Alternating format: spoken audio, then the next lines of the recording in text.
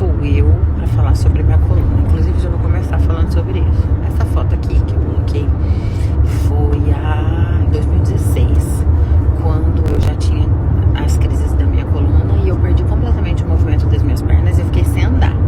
Nessa época que eu fiquei sem andar, eles tiveram que chamar o corpo de bombeiro para eu conseguir sair do chão. Então, quando me dá a crise da coluna, eu não consigo nem andar, nem sentar. Então, é por esse motivo, inclusive, que eu estou deitada. Eu fui pro médico agora e eu tô voltando para falar com vocês daqui. Então, essa foto é da Califórnia, quando eu perdi completamente o movimento das pernas. Aí, eu comecei a tomar morfina e oxicodone a cada 4 horas. Eu tomava uma quantidade de morfina que o soldado toma quando ele perde a perna. E ainda assim, não passava dor da minha perna, das minhas costas. Essa foto é da minha coluna. Tá vendo esse disco preto que fica aí no meio da coluna?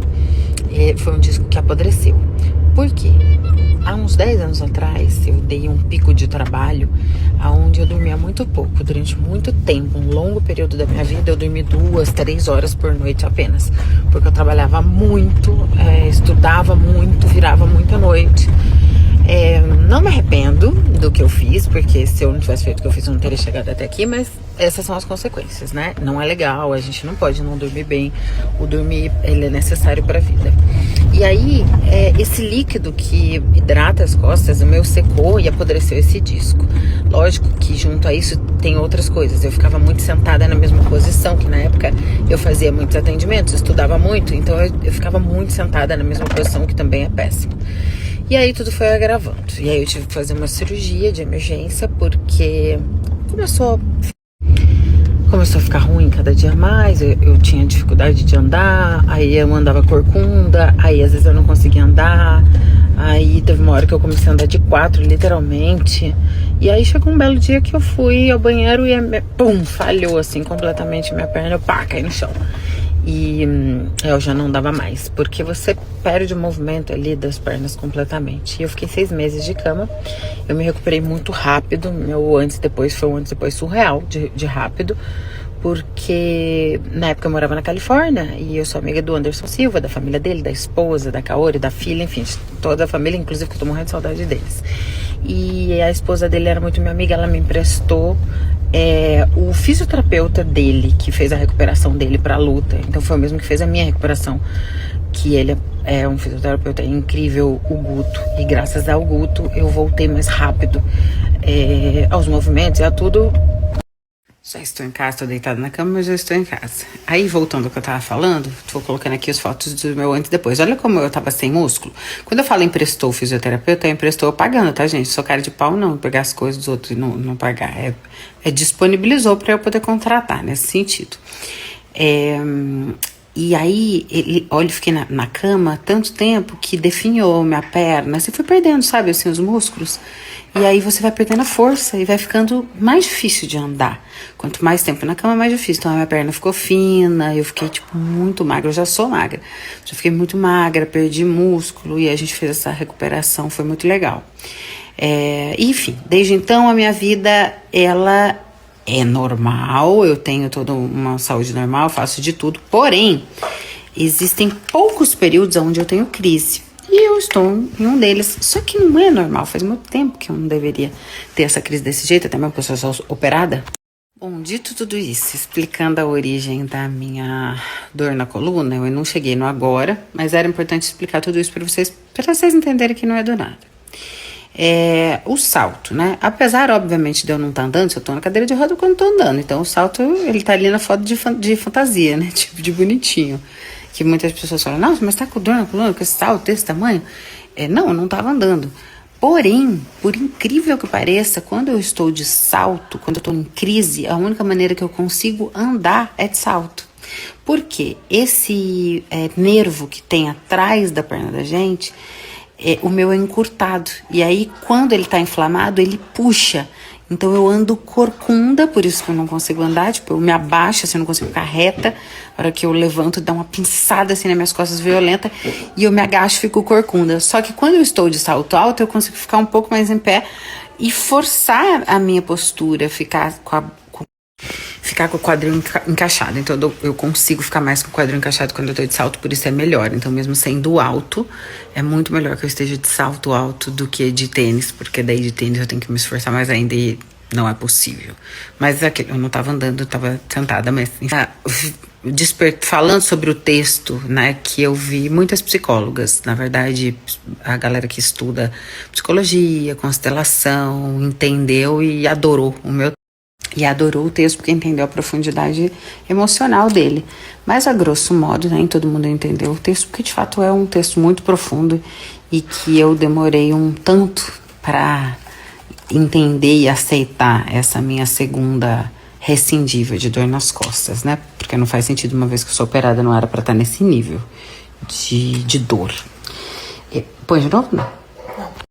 Hoje eu tô com uma equipe mara de fisioterapeuta, acupuntura, de tudo quanto é gente, de tudo quanto é médico que existe no planeta, eu tô indo. E o meu médico, ele estuda medicina germânica, que também é uma medicina que aprofunda também a parte emocional, a parte psicológica, que hoje em dia todo mundo já sabe que não é mais só o seu corpo, né? O seu corpo responde o que a sua mente tá dizendo já há um tempo e você ignora. Então, enfim, a gente aprofundou dentro dessa minha dor, para que lado é especificamente, para onde ela me leva, o que ela quer dizer, e chegamos à conclusão que ela tem 100% a ver com o meu relacionamento. E faz muito sentido.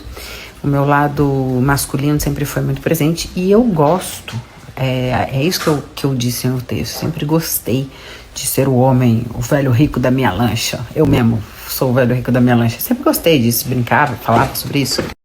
Mas, ao mesmo tempo, existia uma parte de mim que queria ser a princesa. E quando eu falo princesa, não é necessariamente não ter esse meu lado que vai pra campo, que luta e tal. Eu gosto, eu admiro isso. Mas todo mundo, quer dizer, todo mundo, não posso dizer todo mundo. Não todo mundo. Mas a grande maioria das mulheres sonham em ser cuidadas, em ser olhadas e etc e tal. Eu acho que eu tinha esses meus sonhos um pouco debaixo do tapete, não admitia exatamente a intensidade deles. E às vezes eu até falava, eu queria, mas será que no fundo eu queria? Será que eu dava conta? Porque dar conta de receber é difícil. A minha professora, ela fala uma coisa muito legal. Eu tenho milhões de professoras, né, da área da psicologia, mas essa é a Ana que eu tô falando. Ela é muito boa e ela fala assim que é muito mais difícil receber do que dar. E é verdade. Porque quando você dá do seu jeito, quando você entrega pro outro, né? Você entrega do seu jeito, da sua hora, na sua hora, né? Da maneira que você quer, na quantidade que você quer, enfim. E por mais que pareça lindo e poético, nossa, ela agrada a todo mundo, ela dá a todo mundo, é muito mais fácil você entregar o que você quer do que receber. Porque quando você recebe, você recebe do jeito que o outro dá conta de dar, do jeito dele, na hora dele, no formato dele. E principalmente para quem é muito dominante, para quem gosta de fazer tudo do nosso jeito, é difícil receber. É difícil dar conta de ficar tendo que abrir mão de um monte de coisas. Sem contar que dois machos não ocupam o mesmo lugar, né? E eu tinha um lado masculino muito grande de querer mandar, de dar ordem. De querer mandar não, eu mandava, não queria mandar, eu mandava. De dar ordem, de fazer, porque eu falava, a casa é minha, do meu jeito, se quiser fica, se não vai. E aí, quando você encontra uma pessoa que está disposta a dividir de verdade com você, né? Dividir o fardo, dividir sonhos, dividir tudo, é dividir em todos os aspectos. Não tem quem manda mais, quem manda menos. Os dois podem, os dois querem, os dois mandam. Porém, cada um ocupa um lugar diferente. Cada um fica responsável por uma coisa.